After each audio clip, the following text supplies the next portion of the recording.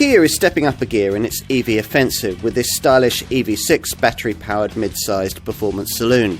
This car has pavement presence, the potential of a decent 316-mile driving range and an uber-sophisticated cabin, which challenges the premium makers for style and quality. There's even a super high-performance GT derivative. This is, in short, a car that rivals need to take very seriously indeed. Well, that depends a little on the variant you've chosen. There are two in the mainstream range, both using a 77.4 kilowatt-hour battery. The base rear-driven model has only just enough power, 226 bhp, to make this 2-ton EV feel businesslike away from rest. The sprint to 62 mile/hour time for that base variant is 7.3 seconds, but 350 newton-meters of torque isn't really quite enough for a contender this heavy. The spec of this all-wheel drive dual-motor test model is much more like it. Here, the 165 kilowatt rear electric motor fitted to all EV6s is joined by a smaller 74 kilowatt motor at the front, boosting total output to 321 bhp. That provides for 62 miles an hour in 5.2 seconds and nearly twice the amount of pulling power, 650 newton meters, on the way to the 114 mile an hour top speed that all versions of this Kia share. It doesn't actually feel that fast on first acquaintance, which for us is a good thing. The delivery of torque and speed pleasantly linear and combustion-like. If you want an EV6 that does kick you in the back away from rest, Kia will attempt to sell you a top GT model with the same battery and all-wheel drive combo, but a twin motor output uprated to 577 bhp with a thumping 740 newton-meters of torque. You don't really need that GT model's manic speed, rest to 62 miles an hour in just 3.5 seconds, en route to 162 miles an hour, and you don't really need its standard adaptive damping system either, because the passive, frequency-selective mechanical springs that feature here, which can't be upgraded, combine with the multi-link independent rear suspension to produce an actually very well-judged quality of ride over poor surfaces. There are 3 drive modes, Eco, Normal and Sport, none of which improve the rather gloopy feel of the steering. But the 6 available brake regeneration settings, most operable by these steering wheel paddle shifters, are effective, and careful use will get you somewhere near the quoted combined cycle drive range figures, which vary between 300 and 328 miles depending on variant. The car's sophisticated 800-volt electrical architecture means it can use new generation multi-high-speed chargers, one of which would replenish the battery from 10 to 80% in just 18 minutes. A more common 50 kilowatt rapid charger takes an hour and 13 minutes to do the same thing, and your 7 kilowatt garage wall box will give you a 10 to 100% charge in 7 hours and 20 minutes. In Kia's own words, the idea here is to make a bold statement. Well, courtesy of the brand's latest Opposites United design philosophy, that's what we've got. It's all very angle sensitive.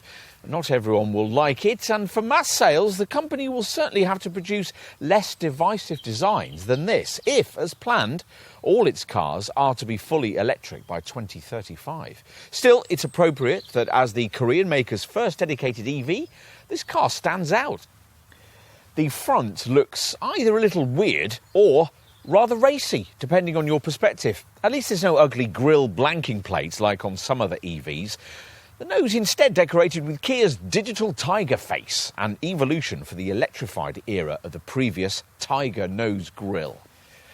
Even more unusual is the rear end, with its tail design being of the aerodynamic cam style used to distinguish old 60s sports cars like the Aston Martin DB6. 2 spoilers feature, the larger one with these unusual side-mounted ears. This channels air down towards the raised lower spoiler that sits on top of this rather unique LED light cluster. Time to take a look inside. These flush-fitting handles springing out to greet you as you approach this top-spec model.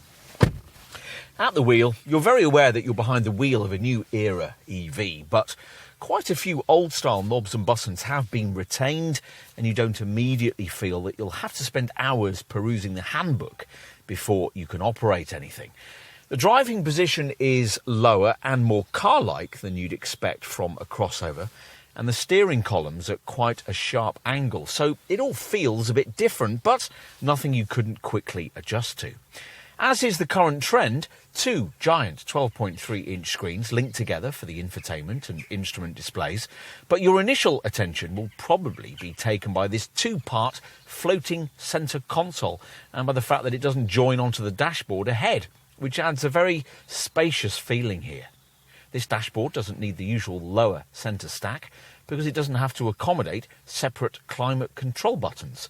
Not because these have been hidden away on the upper touchscreen, though you can find them there, but because this clever, narrow, multi-mode display flicks from infotainment monitor shortcuts to ventilation functions at the press of a button. The cabin's full of useful storage areas and fashioned with all kinds of quite interesting materials, though none of them feel especially premium. Still, on the plus side, quite a few of them are sustainable, and you sit on very comfortable premium relaxation seats, part trimmed in vegan leather. OK, let's take a look in the rear, which ought to be comfortable given that the EV6 has a substantial 2.9 metres of length between its axles.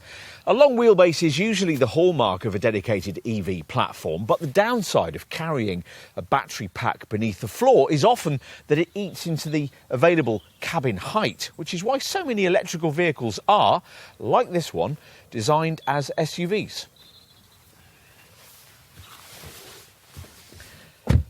Sure enough, once in the back, headroom is indeed in relatively short supply, an issue exacerbated by the fact that these rear seats are set a little higher than those at the front, and even more in this case because a sunroof's been fitted, taking further precious millimetres of ceiling room.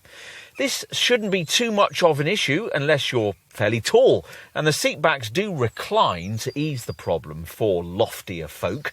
That higher floor means that your knees are slightly higher than they'd normally be and your thighs a little less supported. So bear that in mind if you'll be using your EV6 for longer trips. There are big pluses back here though. That wheelbase length we mentioned is longer even than that of Kia's big Sorento SUV, the largest car the brand sells in the UK, and the result is an almost limo-like standard of legroom back here. There's 990 millimetres of it in an area that'd feel even more spacious if it was easier to slide your feet beneath the seat ahead. Right, let's finish with a look at luggage space, pausing on the way to activate something that on first acquaintance with this car you might spend some minutes searching for. The charging flap.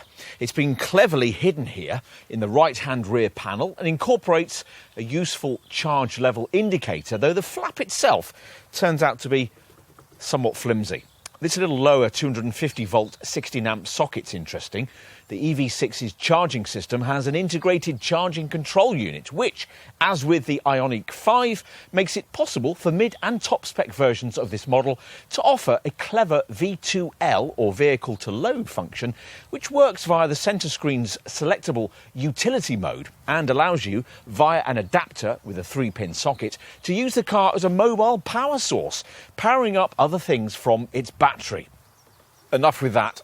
Let's finish with a look at the boot, operable via an electrically powered tailgate, which can rise automatically if you approach it, key in pocket, laden down with bags. The tailgate rises to reveal what looks like a pretty cavernous space, but total capacity is ultimately limited by the high load platform. These huge battery packs have to sit somewhere. There's 490 litres of space, or 480 litres in this GT Line S model, thanks to extra space taken up by the Meridian Sound System's subwoofer. Push forward the rear seat backs, and though the area won't be quite flat, it does offer up to 1,300 litres of capacity. Not all EVs in this segment give you extra storage space for the charging leads beneath the bonnet. The Volkswagen ID.4 doesn't, for instance, nor does the BMW iX3. But you do get that here. Few brands are able to satisfy both the affordable and the luxury ends of the mid-sized EV market, but Kia is planning to be one of them. This EV6 takes the technology that impressed us with cars like the e-Niro and evolves it to a level appropriate for a customer looking for a faster, more premium kind of mid-sized EV. In our design section, we talked about this Korean maker's aim to make a bold statement with this EV6, and that's not just about the avant-garde styling being served up here. Unlike most of its segment rivals, this Kia has an 800-volt electrical architecture, so it's already prepared for the fastest ultra-rapid public chargers. And you can even charge auxiliary devices from its battery. It's all rather impressive. And we'd wish for some more feelsome steering and slightly more engaging drive dynamics. And there are a few areas of cabin trim that aren't quite up to this car's price point. Overall, though, the EV6 is the Korean brand's most accomplished car to date in terms of design, style and technology. It can equal anything on offer from the German premium brands, yet do so at a more affordable price. Certainly, if you were about to sign for something like a Polestar 2 or a BMW i4, the EV6 is a car you should try first. We think you'll be surprised at what you find.